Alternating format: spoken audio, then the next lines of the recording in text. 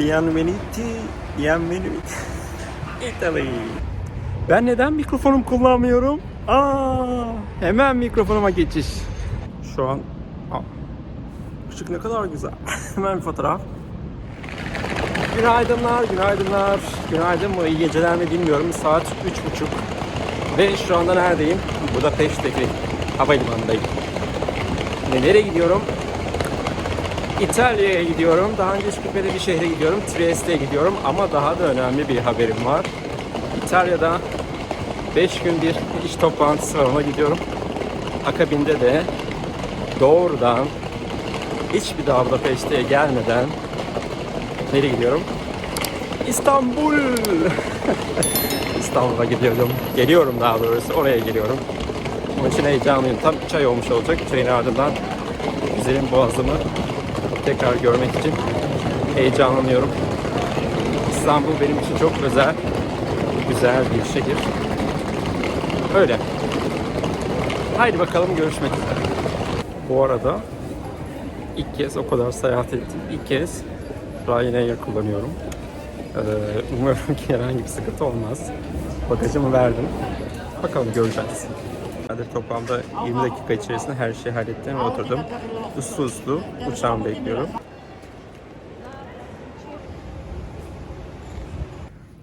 Gördüğüm detay hoşuma gitti. Bebek arabası ücretsiz bir şekilde alabiliyorsunuz. Çok hoşuma gitti. Alıyorsunuz, kullanıyorsunuz ve bir sonraki durağında da bırakıyorsunuz. Şu an ışık ne kadar güzel. Hemen bir fotoğraf.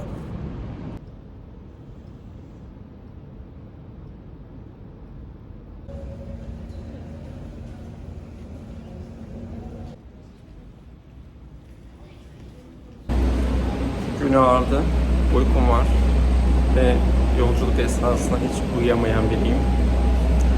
Bu sefer deneyeceğim.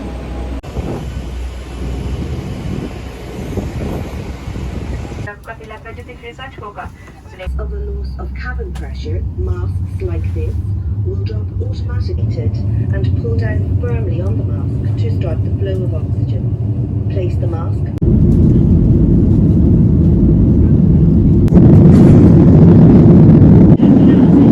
Bu arada böyle şu anda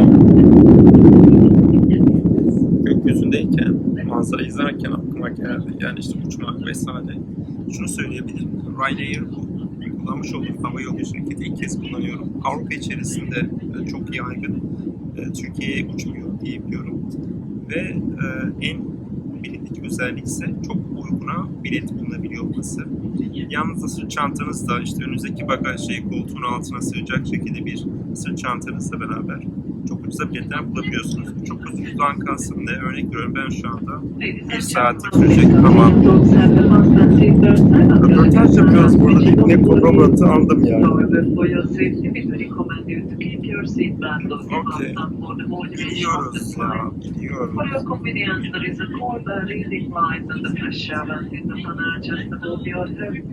İyi de bana mikrofonu çıkartacaklar çantamdan yani. Çok güzel gözüküyor.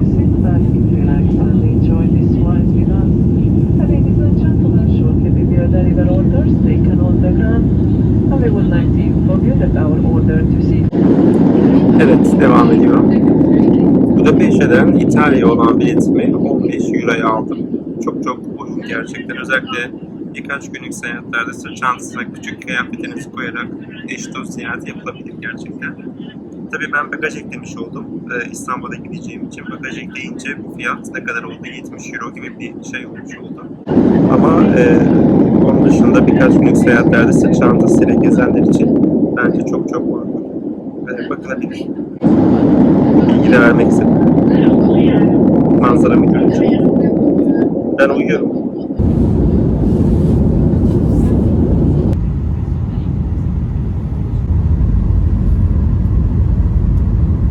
Arkadaşlar, kendimi Dominik Adası'na gelmiş gibi hissediyorum. Küçük bir şehir.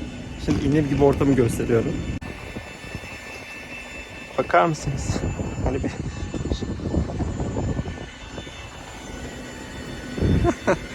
Bilmem, öyle hissettim. Komik geldi bana bir.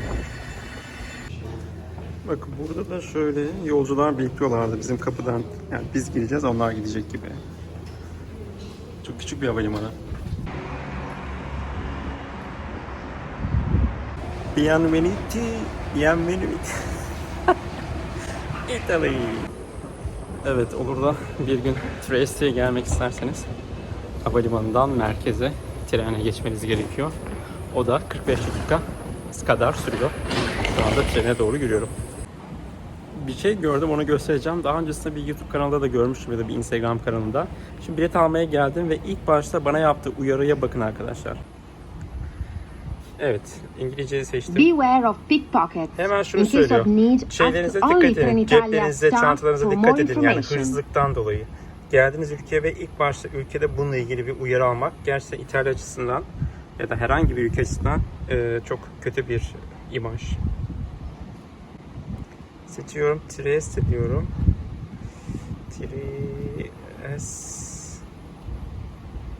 Trieste sanıyorum ki şudur. Centralia'dır. Central diyelim. One way dedik. Control diyelim. Evet, 4.75 arkadaşlar. 15 dakika sonra. Haydi görüşürüz, hemen alıyorum.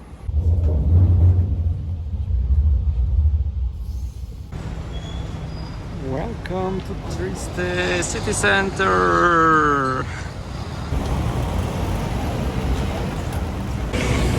Ve şehir merkezine geldik efendim. Mikrofonum çantamda olduğu için şu anda çıkarıp takmadım. Otelde çok yakın, onun için otele doğru giriyorum. Ama şunu söyleyeceğim. Nedenini bilmiyorum. Ama İtalya'ya ne zaman gelsem herhangi bir şehrine böyle sanki bir kendi evimde gibi hissediyorum. Böyle bir hani bildik bir yer, güvenli bir yer gibi geliyor bana şey olarak, hani bilmiyorum. Ama hafif bir içimi huzur, mutluluk kaplıyor yani İtalya'dayken, İtalya bayrağını gördüğüm zaman. Sebebine dair gerçekten çok bir bilgim yok. Belki genelde güzel havalarda geldim. Zaten güzel bir ülke, yemekleri güzel, insanları güzel, çok samimiler, güler yüzler, sıcakkanlar. Ya da böyle şey işte, Akdeniz ülkesi, İtalya, İspanya, Yunanistan, Türkiye, hepimiz birbirimize benziyoruz. Ondan da olabilir, bilmiyorum. Evet, şimdi araba çarpmadan otelime doğru yürüyeyim ben.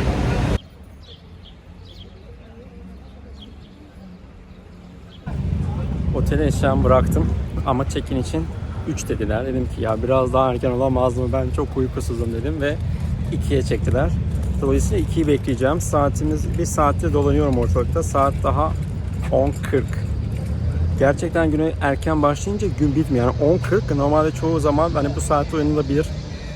Tembellik yapıldığı zaman ama yani gece 2'de uyanınca 8 saattir 9 saattir yollarda olduğum için de ülke değiştim, uçtum, kondum derken anca saat daha 10.40. Ama ben böyle uykusuza çok alışkın bir insan olmadığım için gerçekten gözlerim böyle kapanıyor. ChatGPT canım arkadaşıma şey yazdım. Trieste merkezde uyuyabileceğim gündüz vaktinde güvenli bir park alanı var mıdır falan, ama İtalya olunca maalesef İtalya'nın bu tarafı var. ChatGPT bile uyarıyor. Lütfen şuralarda sakın dolaşmayın, sakın şurada uyumayın, çantanıza dikkat edin falan diye. Onun için öyle güzel bir parkta bulamadım. Normalde park olsa işte canım Budapeşte de ne güzel parklar var. Öyle gerçekten bir uyuyacaktım. Ama dedim ki neyse ne yaz. Şöyle biraz da vaktim varken çık böyle yürü, yavaş yavaş geziyorum. Hava da güzel. Şimdi ise gördüklerimi, gözüme ilişenleri kameraya kaydedeceğim. Küçük bir ilk bakışta, benim de ilk bakışımda gözümüze ilişenleri paylaşayım sizlerle.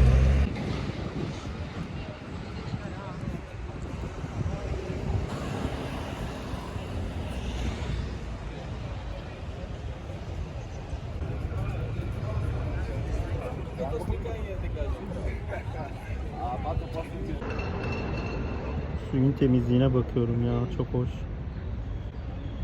Bu arada haritadan bakarsanız göreceksinizdir. Trieste Venedik'e çok yakın. Yani trenle havalimanından 1 saat 20 dakika kadar sürüyor. Dolayısıyla buradan tabii tam tersine gelmiş oluyorsunuz ama havalimanındayken şey dedim, acaba akşama kadar arkadaşları bekleyeceğim, Venedik'e mi gitsem? Venedik'i ben çok seviyorum. Çok yıllar önce gitmiştim ama tekrar çok gitmek istiyorum.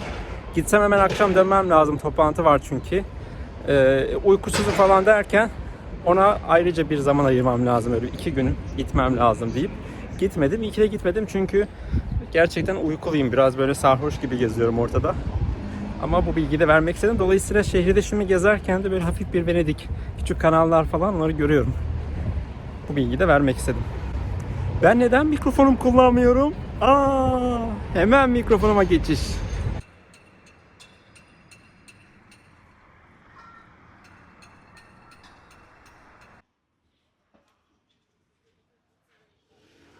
ChatGPT'ye sorduğum zaman nerede dinlenebilirim diye bir önerisi İskele'ydi.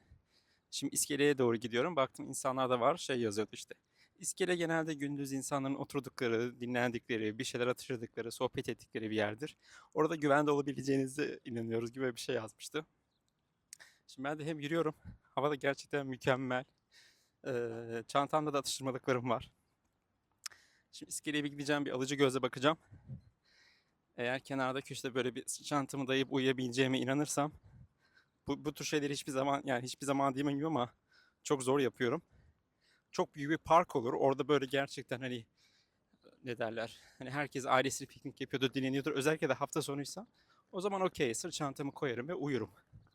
Ama böyle çok ortalık yerde o güveni bulamadım. Şu an bir tane çocuk gördüm. Acaba onun gibi mi yapsam? Çocuk ne güzel yatmış. Gerçekten geçip yanına yatacağım şimdi çocuğun. Vallahi onun gibi bir şey yapabilirim, tamam. Şimdi size de iskeleyi göstereceğim. Bakayım siz ne düşünüyorsunuz? Yorumlarda belirtin. Güvenliyse yatacağım, güvensiz. Evet. Bahsetmiş oldum. Aslında boyu yeter yani. Hani bu yatak boyu yeter diye düşünüyorum. Çocuk şurada, bakın şurada çok güzel uyuyor. Onun gibi arkasına geçip şey mi yazsam acaba? Ben de dinlenmiş mi olsam? Ve sonuç. Şu ana kadar güzel gidiyorum. Böyle uzandım. Çocuktan şey yaptım, ne derler, örnek aldım. Şöyle birazcık bakalım etrafa. Burası bence güzel. Bir de güneş gözlük var, üzerim var. Uyumuyamıyorum belli değil. Amina'nın böyle hani telefonumu bıraksam, gözümü kapatsam hani uykuya dalmam 15 saniye falan sürecek. Onun için alarm kurdum. Olur da uyursam falan diye. Bakalım. Yani uyuyacağım. İnşallah bir sıkıntı olmaz. Haber edeceğim size.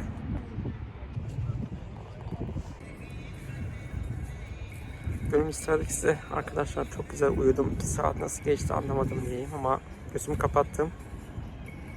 5 saniye sonra arkama bir amcamız oturdu. Ve telefondan müzik açtı. Onu dinliyorum. Şu an kapattı. İnşallah müzik değişmiyordur. Evet, şu an müzik seçiyor.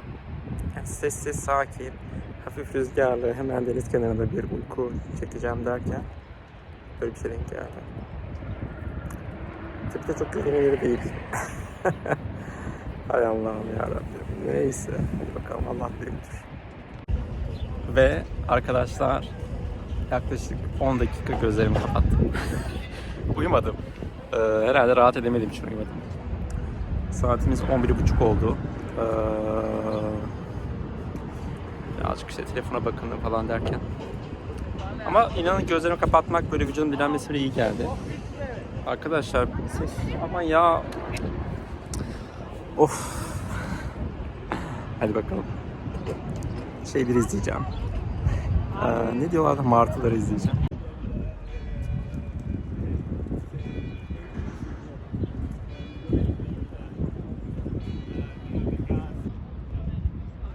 Ve bazı mutlu anlara şahit olundu efendim.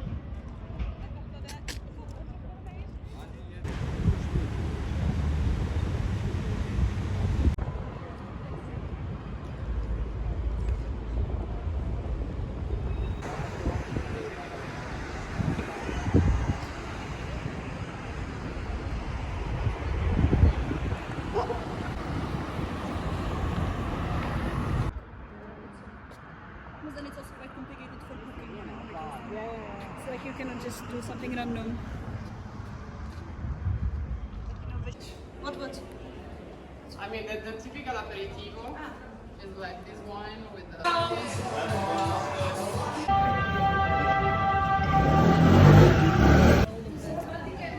Giada, can you call this name? What was the name of this again? Trapezzino. Trapezzino.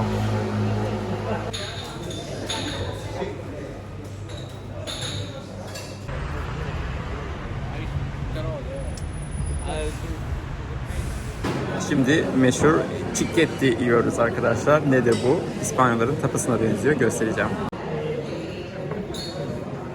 Böyle küçük ekmek dilimleri üzerine bu şekilde soslar var. Çok farklı farklı çeşitlerde. Ve tanesi 2,5 euro.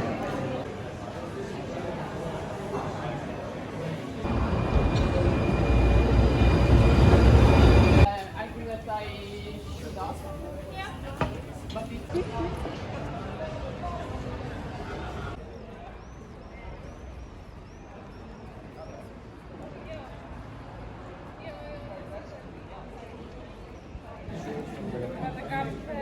Cosa intende conoscere la lista? tipo piccina, Sì, sì, tipo sì, sì, baccola. sì, sì. Ah, ok. Do you want your copy of receipt?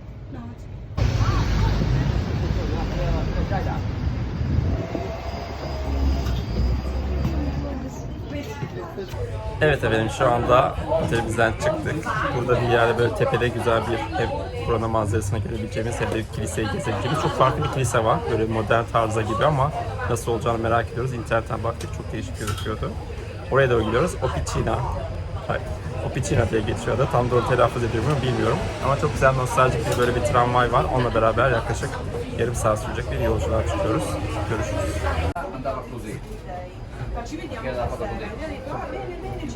Şu anda arkadaşlar mikrofon denemesi yapıyoruz.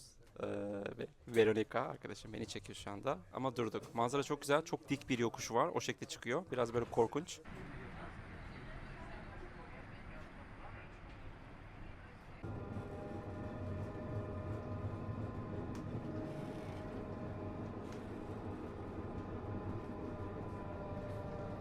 But then I made like the shelf, like the kitchen as such is gray.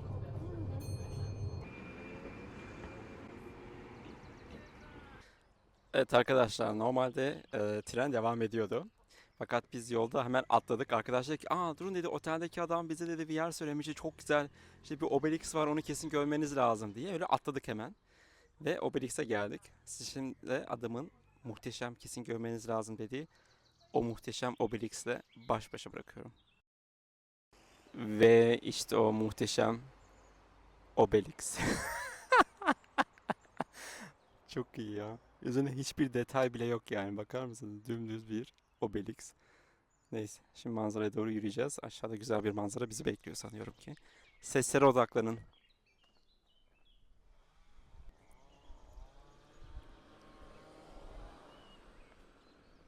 Nostalgic tramway.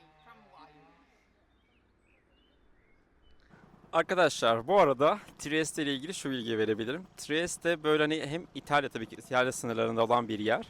Ama zamanla çok fazla, özellikle limanı olduğu için çok fazla ülke, işte Avusturya, Macaristan bir ara burada, Macaristan'a bağlıymış, işte Slovenya vesaire, çok böyle ticaret gemileri de burada gelip gittiği için önemli bir noktaymış. Ve hala buradaki insanlar böyle kendini tam İtalya'ya bağlı hissetmiyorlar. Ve birçok yerde hala Slovence, işte ne bileyim Almanca bazı şeyler görülebiliyor. Dolayısıyla şimdi mesela nerede olduğumuzu, Opicina yazısına Slovence'de yazmışlar. İtalyan arkadaş var yanımızda.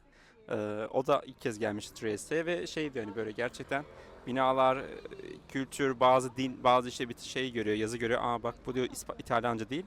O da böyle bizle beraber keşfediyor aslında şehri, ama böyle bir bilgi de verebilirim Trieste ile ilgili. Ve oldukça da zengin bir şehir çünkü liman şehri.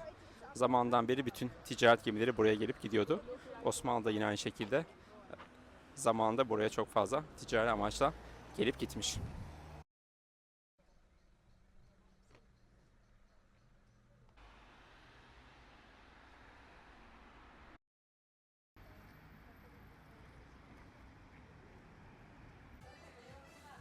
Everything is okay with the money. We are waiting for it. Tempio nazionale a Maria. Madre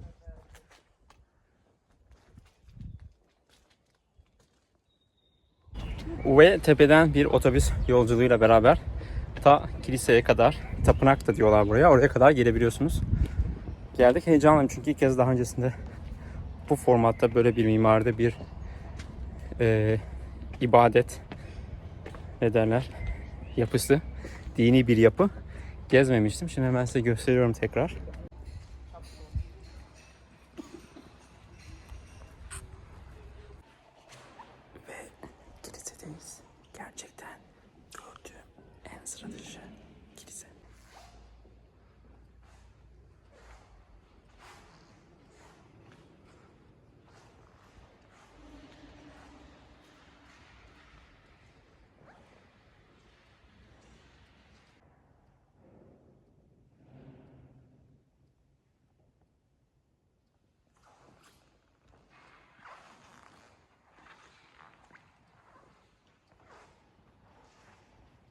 Evet, kilisenin içerisindeki bu alanda aslında şunu görüyoruz. Bunu ben de yeni öğrendim.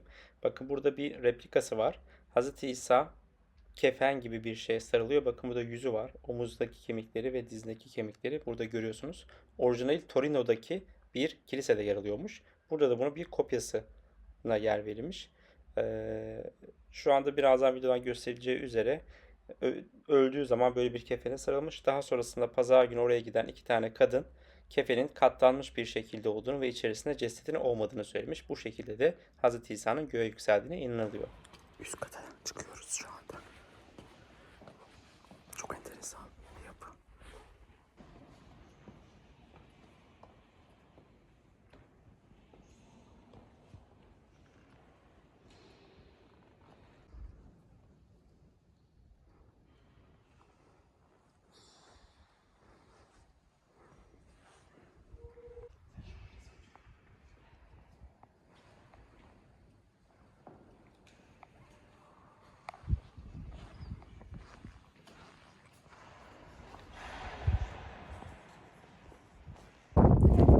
Ve arkadaşlar şimdi tam kiliseden çıktığımız zamanki manzarayı göstereceğim size. Bu arada arkamdaki yapı mükemmel bir yapı. Yani ben tamamen tasarım ve konstrüksiyon olarak baktım. İnanılmaz çok detaylı bilgiler de var. Şunu söyleyebilirim. Bakın bir sürü üçgenler oluşuyor gördüğünüz gibi. Üçgenler yan yana geldiği zaman M harfi oluyor. M de Maria anlamına geliyor. Kilisenin adı zaten Maria'ya ithafen yapılmış. Onun dışında bir sürü üçgenin yine yan yana gelmesiyle beraber gördüğünüz gibi bir sürü hat şekli de ortaya çıkıyor. Bu da yine araştırdığım zaman mimari yapısına dair bulmuş olduğum bilgiler. Şimdi size manzarasını göstereceğim.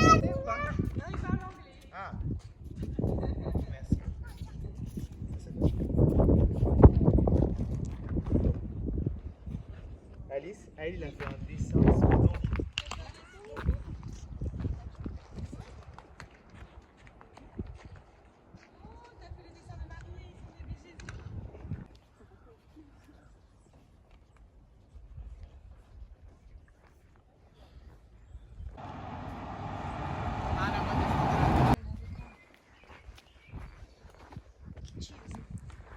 Ve kilisenin yolu bu arkadaşlar. Hani gerçekten arabam olsa da kullansam dediğim bir yol şu anda burada. Yürümesi de çok güzel. Ama yani tamamen böyle bir yolu aşarak kiliseye ulaşıyorsunuz. Kilisenin kendi çevresi zaten çok harika. Evet, takip edenler hatırlayacaktır. Az önce Instagram'da bir fotoğraf paylaştım ve dedim ki kilise şimdiye kadar gördüğüm yani mimarisiyle, işlevselliğiyle, mesajlarıyla, bulunduğu bölgeyle, manzarasıyla, peyzajıyla yani etrafındaki bütün cül olarak tasarlanmış gerçekten. Ve 1960 yıllarda yapılmış. İlk yapımına 1945'te başlanmış. 60'lar gibi tamamlanmış ve hani kullanıma başlanmış. Beni en çok etkileyen dini yapılardan biri oldu. Kilise olarak ise en çok etkileyen kilise oldu diyebilirim. Tabii ki yani Vatikan'daki o bazilika ile beraber onun yapısı çok daha farklı. Onun tabii anlamı çok daha farklı vesaire ama bilmiyorum, bu beni çok çok etkiledi. Burada tabii ki belki işte kuş seslerinin, peyzajının, manzarasının hepsinin etkisi de olmuş olabilir. Ama yolunuz olur da Trieste'ye düşerse ulaşım birazcık sıkıntılı çünkü çok kolay değil. Arabanız varsa kolay. Ama toplu taşımayla da aynı bizim geldiğimiz gibi trene binip, tramvaya binip şu anda ben bu videoyu Mayıs ayında çekiyorum. Mayıs'ın sonlarına doğru 2025 yılında 3,5 euroya 24 saat geçerli ulaşım bileti almış olduk. Dolayısıyla tramvaya biniyorsunuz, yukarı kadar geliyorsunuz. Buraya geldikten sonra da otobüse biniyorsunuz. O da 15 dakika sürmüş oluyor. Dolayısıyla toplamda 40 dakika gibi bir zaman diliminde buraya gelebilirsiniz. Çok harika bir yürüyüş aynı zamanda imkanı. Sadece kiliseye gelip dönmek değil. Yanınızda böyle küçük atıştırmalıklar getirip kilisenin etrafına çok güzel oturma yerleri var. Ücretsiz bir şekilde oturup hava da güzelse hem havanın hem bu kuş cıvıltılarının hem manzaranın tadını çıkarabilirsiniz. Onun için şiddetle tavsiye ediyorum. Çok mutlu olduk. Gelsek mi gelmesek mi emin değilik biz. Geldik ve geldiğimiz için de oldukça mutlu olarak ayrılıyoruz. Ve arkadaşlar şuradan şöyle yürüdük. Oradan yolu takip ederek aşağı doğru iniyoruz. Bakın gezmiş olduğumuz kilise burada ve manzarası şöyle. Hava çok güzel olduğu için yürümeye karar verdik ve aşağı doğru yürüyoruz.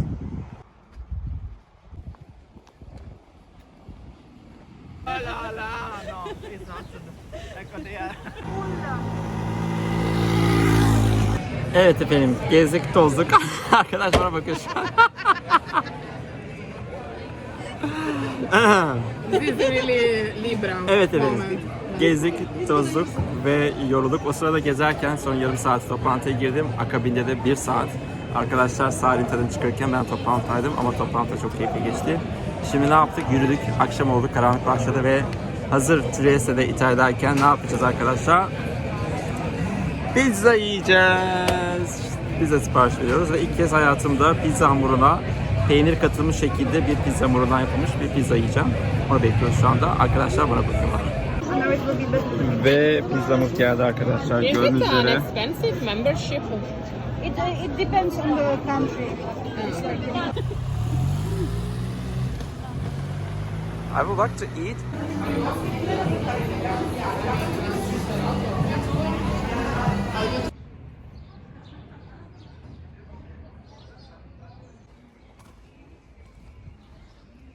Merhabalar efendim. Trieste'deki son günümüzden selamlar. Bugün 2'ye 3'e kadar çalıştık. 2.30'a kadar çıktık. Son günümüzde havada henüz yağmamışken birazcık etrafı gezelim istedik. Burada çok güzel bir tepede yine manzaralı bir katedral varmış. Oraya doğru yürüyoruz. Sokaklar harika. Şimdi sadece sokakları çekeceğim birazcık. O görüntülerle sizlere baş başa bırakacağım. Plus, Trieste oldukça yokuşlu bir şehir. Onun için de yorucu olabiliyor. Arkada gözüküyor zaten sokak böyle. Şimdi önündeki manzarayı çekeceğim. Görüşürüz.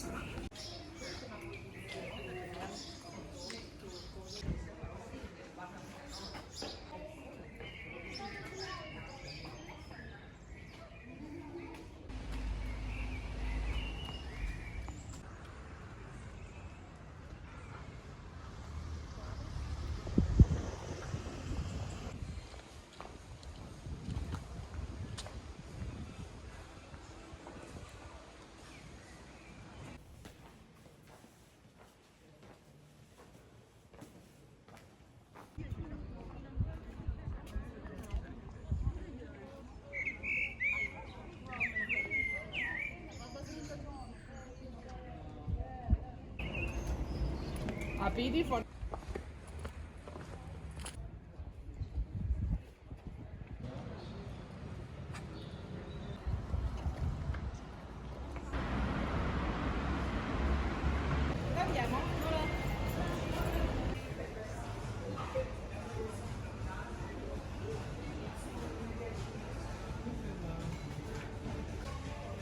the pasta with Colosseum is a bit too much.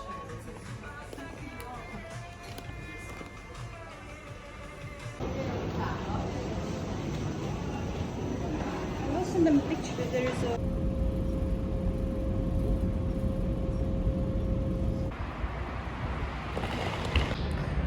Ve günaydın efendim. Her şeyin başlamış olduğu Trieste Airport'tan, nerede şurada? Selamlar.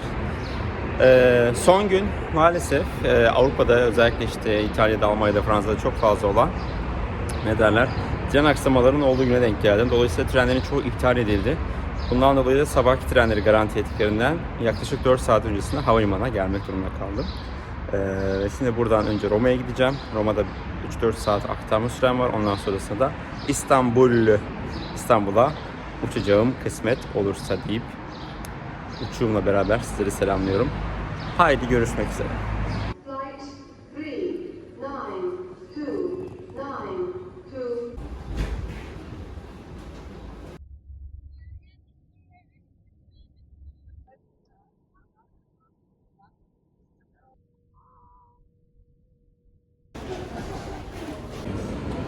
Ve Roma'ya geldim.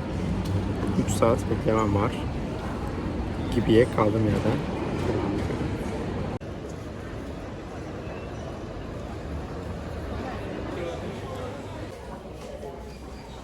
Next destination is Istanbul.